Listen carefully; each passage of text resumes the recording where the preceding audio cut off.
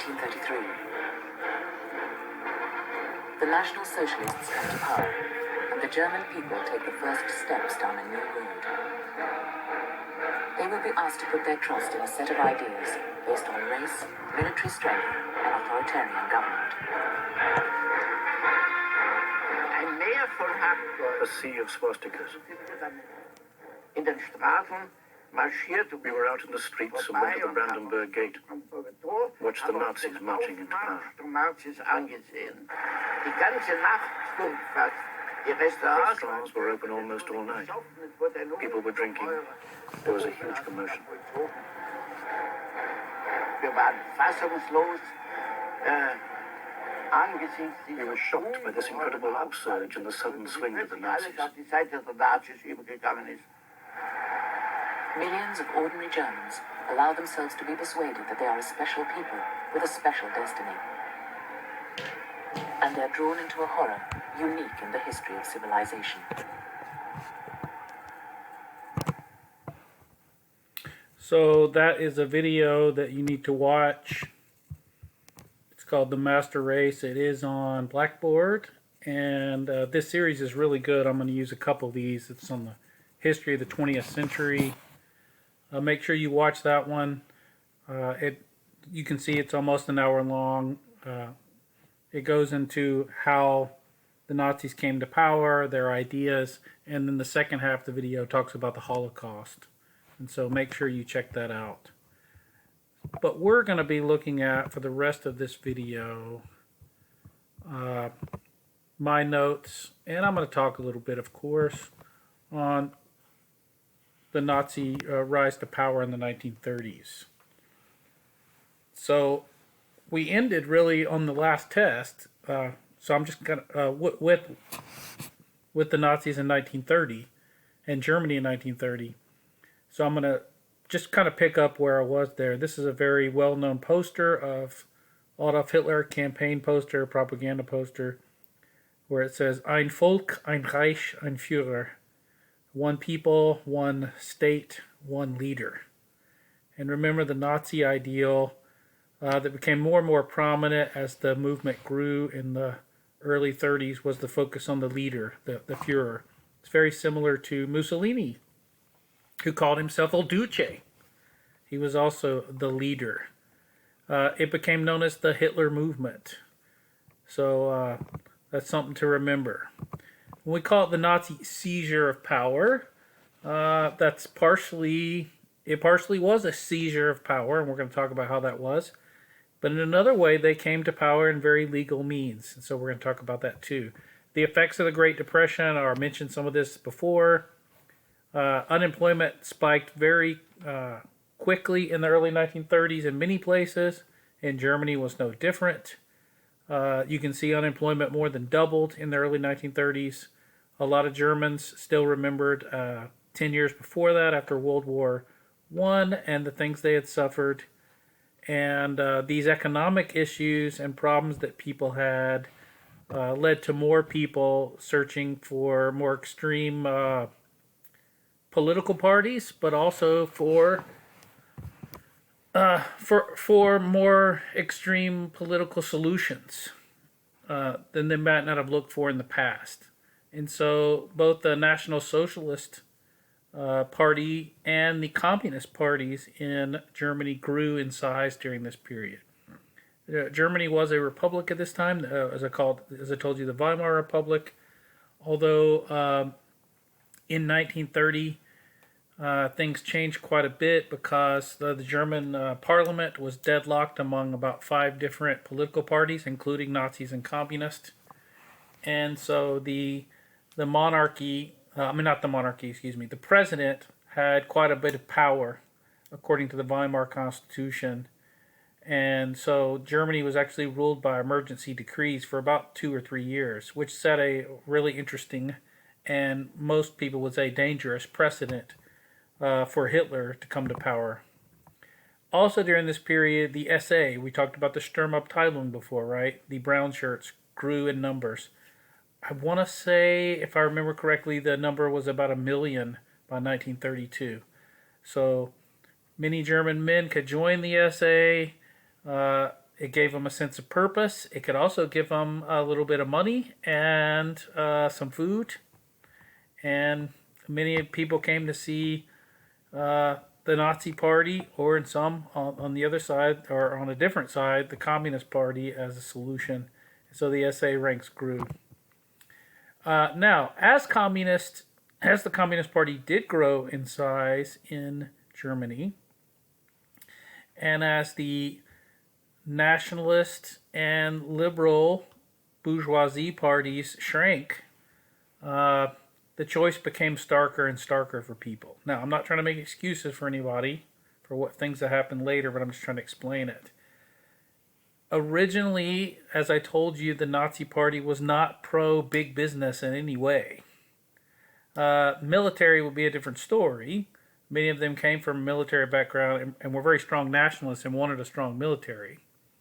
Although many of the traditional military officer corps were not really big fans of the Nazis. They kind of saw them as clowns and buffoons, in fact. That changes over time.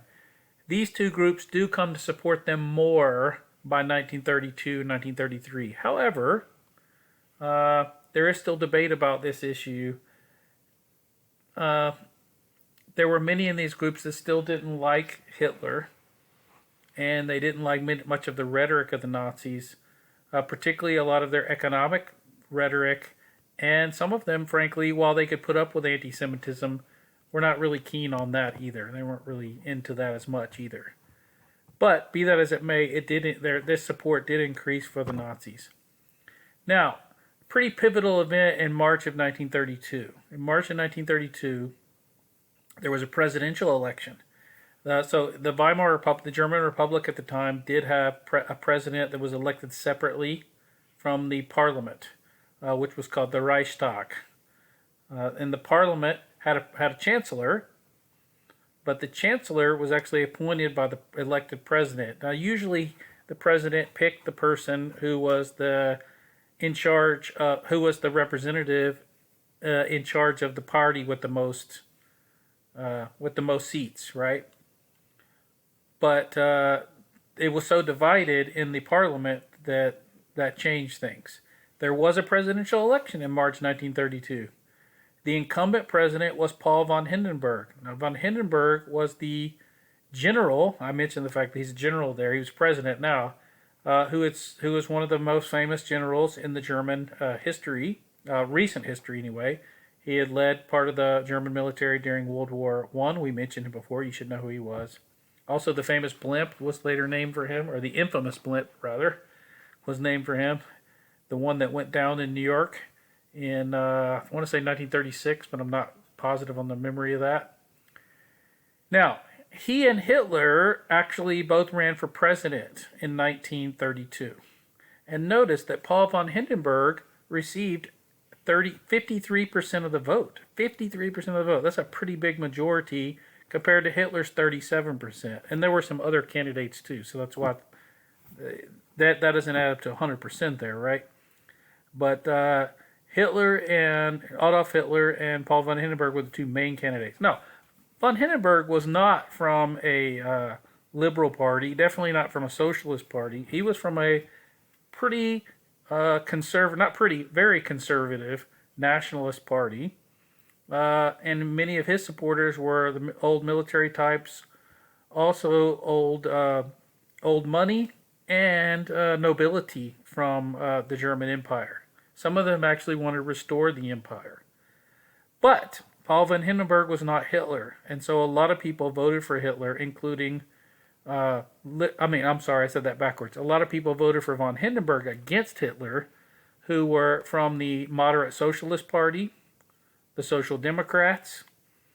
There were many middle-of-the-road liberals and many middle-of-the-road conservatives, and even some monarchists who voted for Paul von Hindenburg. But notice, Hitler had a pretty solid group of support. Now, although he lost this election pretty decisively, he had a strong percentage of support from among the German people, somewhere around 35 to 40% of support, and that is consistent with what the Nazis got in parliamentary elections too. Now, if you never thought history was amusing, you should, because look at Hitler in his goofy little shorts here. And this is just a funny picture I found. I like to show it. So there you go. There's Hitler. This is if my spring collection. So there you go. Now, the Nazis do see overall. There were three parliamentary elections. There was a lot of disarray in the government because of the economic issues. There were 2 or 3 chancellors appointed during this period. None of them could really get anything done because of the divisions in the parliament. The Nazis overall did gain during the elections of 1932, as did the communists, by the way. And the fateful day came in January of 1933, January 30th, 1933. Paul von Hindenburg, who was president, chose Hitler to be chancellor. And this was really a deal that was made essentially with the nationalist conservatives that were associated with von Hindenburg, with Hitler's and the Nazis. They did have some things in common, and especially nationalism and promotion of a strong Germany and a stronger military for Germany. So the group associated with von Hindenburg thought, this Hitler guy, he's really getting some masses to really pay attention to him using revolutionary language. We'll appoint him chancellor, but we'll make sure his cabinet is full of our guys. And they did that. There were actually 2 former chancellors as part of the cabinet. But they gave Hitler the chancellorship. And from that point on, that we're going to look back. There was no looking back. But we can see that in retrospect, of course. Now, why was Hitler successful? 1, he had created a very strict party discipline by the early 1930s, really by 32. There were rivals within the party. You can go into deeper detail about that. But by 1932, it was, as I said, called the Hitler movement. It was about him.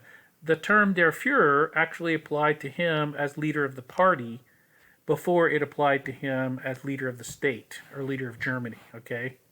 And that's important to remember. It was about the party.